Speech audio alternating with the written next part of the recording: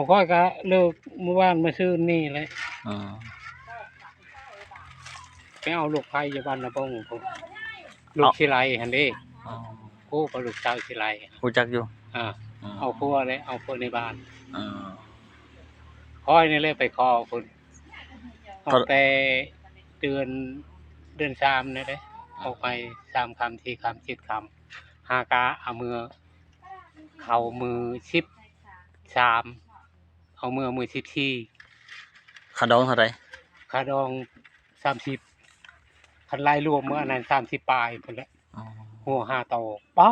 โธ่อยู่บ่ไหวดอกว่าทิปละแป้งได้เฮ้ยแบบนี้แต่ว่าลูกชายเพิ่นอยากได้ลูกสิไลนี่บ่ลูกชายหาอาเฮ็ดเฮือนคอยหั่นเด้อาจวยหั่นเด้เป็นฟ้าดันนั่นเด้